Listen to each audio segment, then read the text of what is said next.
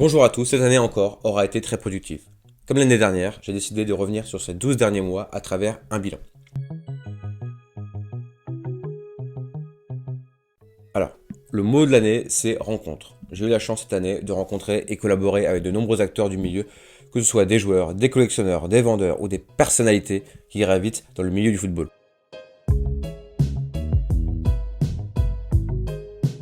Pour faire écho au mot rencontre, je dirais encore et toujours les événements SoFoot et Trash Talk qui me permettent de partager de très bons moments avec vous, les collectionneurs, mais aussi avec tous les acteurs du milieu et les passionnés de maillots. En deux, je pense que c'est ma rencontre avec Jules Koundé en septembre à l'occasion du pop-up Adidas, première collaboration avec un joueur professionnel en activité.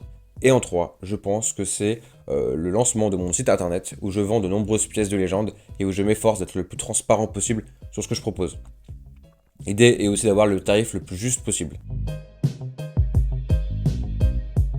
Alors, combien de maillots? Alors, pour ma collection perso, j'ai encore acheté une vingtaine de maillots. Après cette année, j'ai clairement pris le chemin de l'équipe de France et du maillot porté préparé. La vraie pépite de l'année, c'est pour moi le maillot Euro 84 blanc.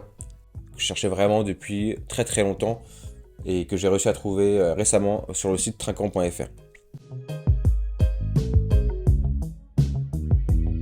Mon plus gros achat, c'est de loin le maillot de Luis Fernandez 87. C'est un maillot qui représente la fin de l'ère Platini. J'en ai d'ailleurs consacré une vidéo, un jour un maillot, que vous pouvez retrouver sur Instagram et sur YouTube. Alors, le plus beau maillot acheté cette année, ça se joue encore une fois à l'émotion entre le 87 de Fernandez et le 84. Mais je penche quand même pour le 84. Pour compléter un peu le top, je dirais le maillot Candela 2001 du match France-Allemagne. Mes critères d'achat n'ont pas beaucoup évolué depuis l'année dernière. Ce que je veux, c'est dans ma collection, c'est vraiment des bouts d'histoire, de l'émotion. Pour moi, un maillot récent du PSG ou un maillot de Messi porté ne m'intéresse pas vraiment. Alors, lorsque j'achète pour mon site, mes critères sont beaucoup plus larges. Le mot d'ordre est alors quel maillot et quel joueur vous ont fait vibrer. Je cherche que des maillots de légende, que de l'iconique. On va pas se mentir, si c'est vendu ou à vendre, c'est que forcément, on a pour objectif de créer du capital et de la rentabilité. Je n'ai pas de chiffre précis, mais quoi qu'il en soit, les ventes sur mon site me permettent uniquement de financer ma collection perso. Alors pour résumer un peu le marché en 2023, je dirais ambigu.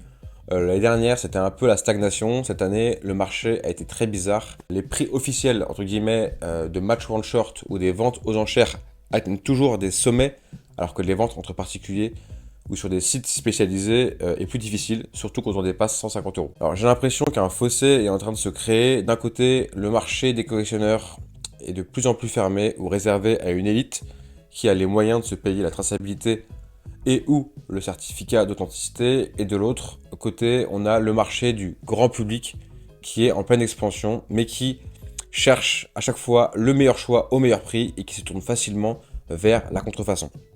Cette expansion, je pense qu'en public, s'explique aussi en partie par l'énorme hype autour du maillot vintage. Tout le monde s'y met, les grosses marques rééditent des classiques, les stars portent du vintage, la demande explose et la clientèle est plus variée et plus jeune. Ironie de la chose, certaines marques se retrouvent même avec du fake dans leur propre campagne de pub et shooting. C'est tellement devenu parfois difficile de trouver des vrais ou de faire la différence que ça en devient parfois même risible.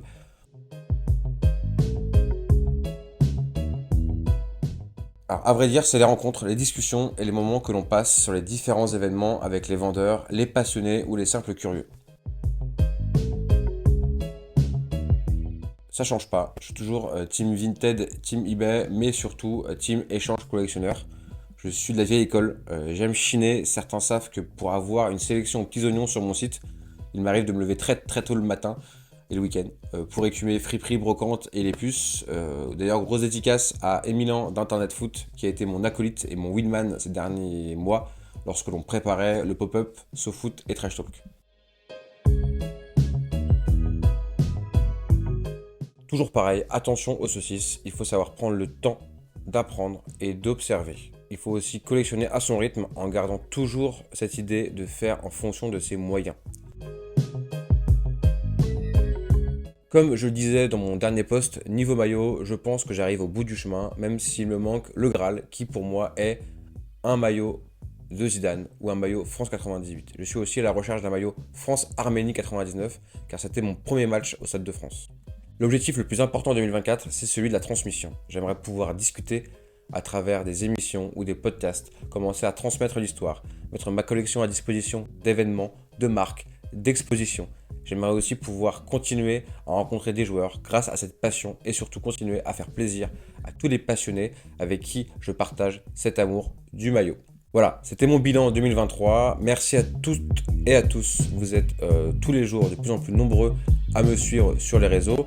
Mon site internet c'est vintagefootshirts.com pour acheter donc les maillots que je chine toute l'année.